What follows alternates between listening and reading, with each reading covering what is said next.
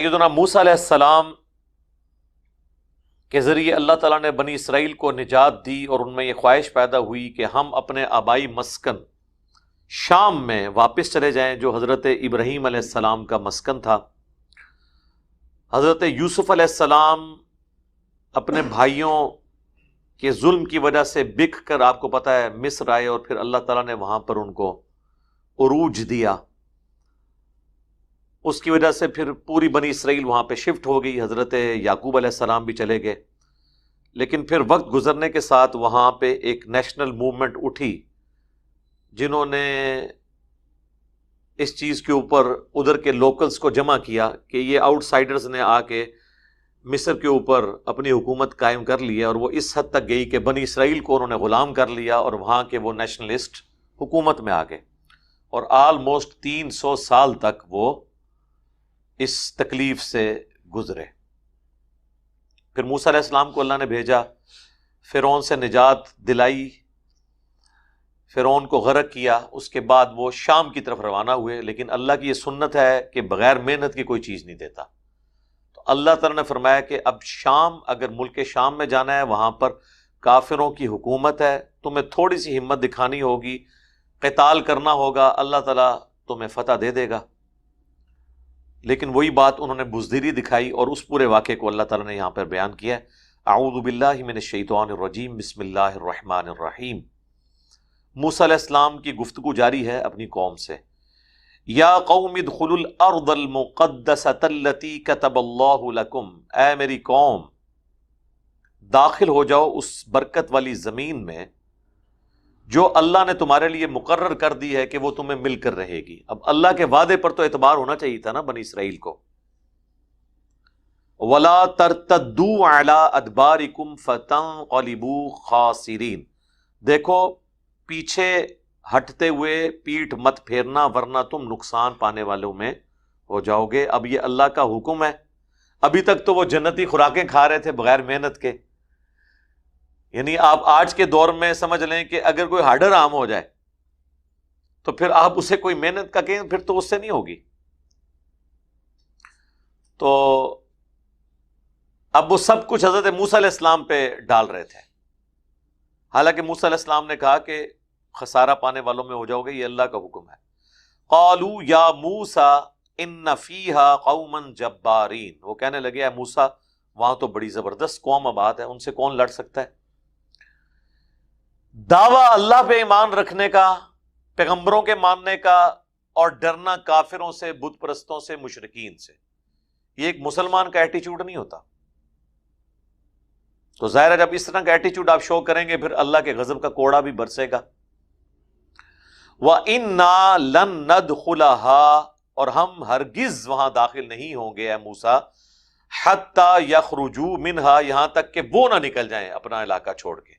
بھئی ان کو کیا تکلیف ہے کہ اپنا علاقہ چھوڑ کے نکل جائیں، تو ہنو کہنا آ جاؤ جناب تھے، وہ کیوں نکلیں؟ نکالنا پڑے گا۔ فَإِن يَخْرُجُوا مِنْهَا، اگر وہ نکل جائیں وہاں سے خود بخود، فَإِنَّا دَاخِلُونَ، تو ہم بھی وہاں پہ داخل ہو جائیں گے۔ یعنی میٹھی بنی بنائی کھیر مل جائے گی تو ہم کھانے کے لیے تیار ہیں۔ قَالَ رَجُلَانِ مِنَ الَّذِينَ يَخَافُونَ، دو ایسے مرد تھے پوری 6 لاکھ کی امت میں، 6 لاکھ کے اصحاب میں 2 بندے ایسے نکلے جو واقعی جسے کہتے ہیں نا کہ مرد، ایٹیچیوڈ کے اعتبار سے، ویسے تو سارے مرد ہی تھے لیکن ایٹیچیوڈ کے اعتبار سے انہوں نے بزدلی دکھائی۔ قال رجلان من الذین یخافون انعم اللہ علیہما، وہ ایسے مرد جن پہ اللہ نے انعام کیا تھا، یعنی یہ اللہ کا خاص انعام ہے کسی کو دولت ایمان ایسی ملے کہ وہ اپنی جان آفریں یعنی اللہ کو سونپنے کے لیے تیار ہو جائے۔ انہوں نے کہا ادخلوا علیہم الباب، داخل ہو جاؤ اس شہر کے دروازے سے۔ فَإِذَا دَخَلْتُمُوهُ، جب تم داخل ہوگے، فَإِنَّكُمْ غَالِبُونَ، تو بے شک تم ہی غالب آؤ گے، کیونکہ پیغمبر کا وعدہ ہے۔ تھوڑی سی ہمت تو دکھاؤ نا، بزدلی تو نہ دکھاؤ، اللہ کی مدد آ جائے گی۔ اصحاب بدر اگر نبی علیہ السلام کے ساتھ ہمت نہ دکھاتے تو فتح تو نہیں آنی تھی۔ ویسے آن گراؤنڈ تو کوئی مقابلہ ہی نہیں تھا، 1000 کا لشکر دوسری طرف 313 کا، اور وہ بھی کیجول نکلا ہوا، لڑائی کی نیت سے نہیں نکلا تھا، وہ تو ابو سفیان کے قافلے کو لوٹنے کے لیے نکلا تھا، جس کے ہاتھ ڈنڈا تھا وہ ڈنڈا لے کے نکلا، اسی لیے نہ تلواریں بھی بہت کم تھیں اور ساز و سامان نہیں تھا، وہ غربت کی وجہ سے نہیں تھا، وہ نکلے ہی نہیں تھے اس نیت سے۔ لیکن اللہ تعالیٰ فرماتا ہے ہم اسے یوم الفرقان بنانا چاہتے تھے سورۃ الانفال میں، چونکہ ابو جہل نے کہا تھا یہ حق اور باطل کی فیصلے کا دن ہے، ہار یا جیت کا، یوم الفرقان ہے، تو اللہ نے کہا اچھا یوم الفرقان ہے، پھر ہم ثابت کر دیتے ہیں یہ واقعی یوم الفرقان ہے، جو حق پہ ہوگا اللہ تعالیٰ اس کے ساتھ ہوگا۔ اچھا وہ بھی دعویٰ کر رہے تھے کہ اللہ ہمارے ساتھ ہے، اللہ کو تو وہ بھی مانتے تھے، وہ چھوٹے چھوٹے آلہہ انہوں نے کلیم کیے ہوئے تھے ساتھ۔ تو اب یہ جو اہل ایمان جو دو پکے تھے یہ کون سے تھے؟ حضرت ہارون علیہ السلام جو حضرت موسیٰ کے بھائی بھی تھے اور پیغمبر بھی، اور دوسرے یوشع ابن نون جو حضرت موسیٰ کے پھر خلیفہ اول بھی بنے اور پیغمبر بھی بعد میں بنے، کیونکہ حضرت ہارون علیہ السلام حضرت موسیٰ کی زندگی میں فوت ہو گئے تھے، تو حضرت موسیٰ کے خلیفہ اور پیغمبر حضرت یوشع ابن نون، جوشوا انگلش میں کہتے ہیں۔ بخاری مسلم میں حدیث ہے کہ بنی اسرائیل کی جو حکومت ہے وہ ان کے پیغمبروں کے ہاتھ میں ہوا کرتی تھی، تو ایک پیغمبر فوت ہونے سے پہلے اپنا خلیفہ دوسرے پیغمبر کو بنا کے جاتا تھا، اور آلموسٹ 1400 سال تک ان کی چین ٹوٹی نہیں ہے، ایک پیغمبر فوت ہوتا تھا، فوت ہونے سے پہلے نیکسٹ کو وہ، اس لیے پیغمبروں کے اعتبار سے کوئی ان میں اختلاف نہیں آتا تھا، لیڈر ایک ہی ہوتا تھا۔ تو وہ دو اہل ایمان کامل الایمان انہوں نے کہا کہ داخل ہو جاؤ تم ہی غالب ہوگے، 6 لاکھ میں 2 بندے نکلے ہیں جی۔ کامل الایمان لوگ تھوڑے ہی ہوتے ہیں، ہمیشہ سچائی کے لیے کھڑے ہونے والے۔ وَعَلَى اللَّهِ فَتَوَكَّلُوا إِن كُنتُم مُؤْمِنِينَ، اور اللہ ہی پر بھروسہ کرو اگر تم ایمان والے ہو۔ وہ دو نہ صرف نکلے بلکہ وہ باقیوں کو بھی سمجھاتے تھے کہ بھائی اللہ پہ توکل کرو اگر واقعی مومن ہو۔ قالوا یا موسیٰ، وہ کہنے لگے اے موسیٰ، انا لن ندخلها، ہم ہرگز اس میں داخل نہیں ہوں گے، شام میں، یروشلم میں، ابدم، قیامت تک، ما داموا فیہا فاذهب انت وربک فقاتلا، تو اور تیرا رب جائے اور تم دونوں جا کے وہاں پہ لڑائی کرو، ہم تو قیامت تک یہاں داخل نہیں ہوں گے، انا ہا ہنا قاعدون، ہم تو یہیں بیٹھے ہوئے ہیں جی، اسی نہیں جانا ہوں، جو کچھ کرنا ہے تسی کرو، پکی پکائی کھیر ساڑھے سامنے رکھتے ہو۔ پیغمبر کو اس طریقے سے ڈیل کرنا، ان کو تکلیف دینا، ان کو اذیت دینا، بیسیکلی یہ خدا کو چیلنج کرنے کے مترادف ہے، اور جب وقت کے پیغمبر کے ساتھ یہ کیا جائے تو اس کی سزا پھر امت کو بھگتنی پڑتی ہے، جیسا کہ سورہ ال عمران میں کہا نا کہ اللہ نے فرمایا ہم نے جو وعدہ کیا تھا نا کہ ہم تمہیں فتح دیں گے، تو ہم نے اپنا وعدہ پورا کر دیا تھا، یہاں تک کہ تم نے ڈسپلن لوز کیا اور پیغمبر کی نافرمانی کی۔ وہ جو 50 تیر انداز تھے، صحیح بخاری میں آتا ہے، نبی علیہ السلام نے فرمایا کہ تم اگر دیکھو کہ آسمان کے پرندے ہماری بوٹیاں اٹھا کے لے کے جا رہے ہیں تب بھی تم نے یہ درہ نہیں چھوڑنا۔ اب مجھے بتائیں اس سے زیادہ کس طریقے سے سمجھایا جا سکتا ہے؟ یہ آخری درجہ ہوتا ہے۔ پھر بھی 15 بندے وہاں پہ رہے، 50 میں سے 35 جو ہے نا وہ انہوں نے اجتہاد کر لیا خود ہی، انہوں نے کہا یہ تو حضور نے اس صورت میں کہا تھا جب فتح نہ ہوتی، ہمیں تو فتح ہو گئی ہے، یہ شکست کی صورت میں کہا تھا۔ انہوں نے کہا جب شکست کی صورت میں بھی حضور کہہ رہے تھے یہ جگہ نہیں چھوڑنی ہے، تو فتح میں تو بدرجہ اولا نہیں چھوڑنی چاہیے۔ شکست کی صورت میں تو آپ اپنی لاشیں سمیٹنے آتے ہیں، حضور نے کہا جب تک میرا حکم نہ آئے تم نے نہیں ہٹنا۔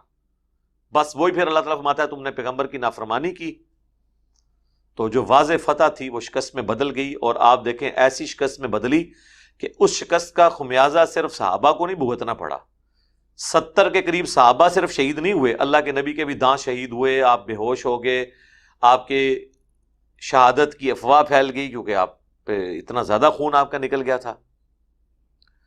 وقت کا پیغمبر موجود ہو اور آپ اللہ کی نافرمانی کریں تو اللہ تعالیٰ اس چیز کی پرواہ نہیں کرتا، جس کو کہتے ہیں پیغمبر کا منہ رکھ لے، نہیں، سزا ملتی ہے، اور اس لیول تک اللہ کی طرف سے عطاب آتا ہے کہ پیغمبر جس کا قصور نہیں بھی ہوتا وہ بھی اس کا افیکٹ ہی ہوتا ہے۔ نبی علیہ السلام ہوئے افیکٹ ہی، آپ کے دانت شہید کبھی نہیں ہونے تھے اگر وہ بھگدڑ نہ مچتی۔ یہاں پہ بھی آپ دیکھیں، یہ جب قوم نے اس طریقے سے بے وفائی کی حضرت موسیٰ کے ساتھ، تو اس کی سزا پھر قوم کو اللہ نے دی، اور وہ سزا موسیٰ علیہ السلام کو بھی بھگتنی پڑی۔ جیسے وہ اولاد اگر بری نکل آئے تو ماں باپ کو بھی بعض اوقات بھگتنا پڑ جاتا ہے، اس میں ماں باپ کا قصور نہیں ہوتا، ان کی تربیت کا قصور نہیں ہوتا اگر انہوں نے صحیح تربیت کی ہے۔ قال ربی انی لا املک الا نفسی، موسیٰ علیہ السلام کی تڑپ دیکھیں، وہ کہتے ہیں اللہ میں تو مالک نہیں ہوں مگر اپنی جان کا، و اخی یعنی اختیار مجھے اپنی جان پہ ہے کہ میں لڑ رہا ہوں یا میرا بھائی یا وہ تیسرا جوشوا ابن نون، ففرق بیننا و بین القوم الفاسقین، پس تو جدائی ڈال دے ہمارے درمیان اور اس قوم جو فاسق قوم ہے۔ یہ حضرت موسیٰ علیہ السلام نے فاسق کسے کہا ہے؟ اپنے صحابہ کو۔ ان کی امت تو نہیں تھے، وہ صحابہ تھے 6 لاکھ، کوئی گستاخی نہیں ہوئی ہے، اور ساروں کو کہا سوائے اپنے بھائی کے اور وہ ایک اس کے، 6 لاکھ کے 6 لاکھ کو فاسق کہا۔ موسیٰ علیہ السلام کی پھر ایسی بددعا لگی، اللہ نے فرمایا قال فإنها، اللہ نے فرمایا پھر اگر ایسا ہی ہے فإنها محرمۃ علیہم، تو اب یہ سرزمین ہم نے حرام کر دی ہے ان کے اوپر، بنی اسرائیل پر۔ سرزمین شام جو ان کی بڑی خواہش تھی کہ وہاں پہ جو ہے کھیتی باڑی اچھی ہوتی ہے، ہمارے آباء و اجداد کا مسکن ہے، آج کے دور میں ساڑا گراں ہے، اے ان گراں نہیں جنہاں نو لبدا 40 سنہ 40 سال تک یتیہون فی الارض، یہ اسی طریقے سے بھٹکتے رہیں گے اس صحرائے سینا کے اندر۔ فلا تأس علی القوم الفاسقین، تو موسیٰ اب دیکھنا آپ نے بھی اپنا وضو پکا رکھنا ہے، آپ نے ان کے اوپر افسوس نہیں کرنا، یہ نہ ہو کچھ عرصے بعد آپ کو ترس آ جائے کہ یا اللہ 10 سال پی کٹ بیٹھے نے میرے کہنے تھے ان باقی 30 سال معاف کر دے۔ میں نے اب فیصلہ کر لیا کہ 40 سال یہ یہاں پہ تکلیف کاٹیں گے یہ اس سرزمین میں۔ اب وہ 40 سال حضرت موسیٰ علیہ السلام بھی کچھ سال اس میں سے تکلیف آپ نے کاٹی، موسیٰ علیہ السلام پھر اسی صحرا میں فوت ہوئے، وہیں پہ دفن ہوئے، وہیں پہ بہت بڑا ان کا مزار بنایا گیا۔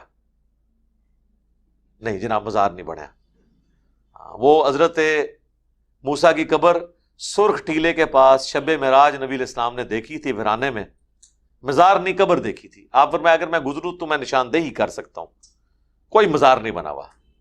6 لاکھ صحابہ نے مزار نہیں بنایا، مزار والا کام ہوتا ہی نہیں سی۔ حضرت موسیٰ علیہ السلام فوت ہو گئے، ان سے پہلے ان کے بھائی ہارون فوت ہوئے۔ حضرت موسیٰ علیہ السلام فوت ہونے سے پہلے اپنے جو صحابی تھے یوشع ابن نون، ان کو اللہ تعالیٰ نے پیغمبر بنا دیا۔ اللہ کے علم میں تو پہلے ہی ہوں گے لیکن بعد میں ان کو اس پوسٹ پہ فائز کیا، ان کے حوالے کیا بنی اسرائیل کو۔ 40 سال جیڑی پی سی وہ تے پوری کٹی پھر قوم نے، کیونکہ اللہ نے جو سزا رکھی تھی وہ تو انہوں نے کاٹنی تھی، سیدھی سی بات ہے، وہ تو کم نہیں ہوئی۔ لیکن اس سزا کا فائدہ یہ ہوا کہ ان 40 سالوں میں جو وہاں پہ نئی نسل پیدا ہوئی وہ پھر نسل ویسی نہیں تھی۔ آپ کو پتا ہے بوڑھے بوڑھے لوگ بزدل بہت ہوتے ہیں، ینگ جنریشن جو ہے اس کے اندر جذبہ ہوتا ہے۔ قرآن میں بھی آیا نا کہ حضرت موسیٰ علیہ السلام پہ بھی چند نوجوان تھے جو بڑھ چڑھ کے ایمان لے کر آئے، کیونکہ وہ عمر ایسی ہوتی ہے کہ اس میں انسان جو ہے نا وہ نفع نقصان کو بہت کم دیکھتا ہے، جو بات اپیل کرتی ہے نا جڑ جاتا ہے اس کے ساتھ۔ یہی وجہ ہے کہ ہمارے محبوب صلی اللہ علیہ وآلہ وسلم کے بھی 90% سے زیادہ صحابہ جو ہیں وہ below 20 years کے تھے، 20 سال سے کم عمریں تھیں ان کی جو آپ کے ساتھ اٹیچ تھے، اور کئی تو ایسے ہیں جو حضور کی وفات کے وقت بھی 20 سال کے پورے نہیں تھے۔ حضرت ابن عباس کی عمر 13 سال تھی جب حضور فوت ہوئے ہیں، عبداللہ ابن عمر 18 سال، حضرت ابو ہریرہ 22 سال، مولا علی 34 سال کے تھے جب نبی علیہ السلام فوت ہوئے. بڑی عمر کے تو بڑے تھوڑے لوگ تھے، سب چھوٹے چھوٹے. معاذ ابن جبل 28 سال کی عمر میں طاعون کے مرض میں جنگ یرموک کے بعد فوت ہوئے شام میں. جنگ یرموک کے بعد جب فوت ہوئے تو 28 سال کے تھے اس وقت معاذ ابن جبل. تو حضور کی زندگی میں کتنے سال کے ہوں گے جب آپ فوت ہوئے ہیں؟ 22-23 سال کے. 22-23 سال کیا عمر ہوتی ہے بندے کی؟ نوجوان تھے. اب یہاں پہ جو ینگ جنریشن تھی نا، انہوں نے کہا ساڑھے بزرگاں نے جڑی غلطی کی تھی اسی نہ کریے، اسی ان ذرا علمی کتابی ہو جائیے، ٹھیک ہے، ہم مان لیں، اللہ کی مان کے چلیں، ٹھیک ہے. تو پھر اللہ تبارک و تعالیٰ نے ان کے لیے معاملات آسان کیے. تو جوشوا حضرت یوشع ابن نون کی سرکردگی میں بیت المقدس فتح کیا انہوں نے. پہلے وہ جیریکو سٹی فتح ہوا، پھر اس طریقے سے باقی فتوحات ان کی ہوئیں، اور وہاں پہ شام بنی اسرائیل واپس آ گئے. تو یہاں پر اللہ تعالیٰ نے اس ایک بنی اسرائیل کی ہسٹری میں ایک بڑے جو ایک ٹرننگ پوائنٹ تھا اس کا ذکر کیا.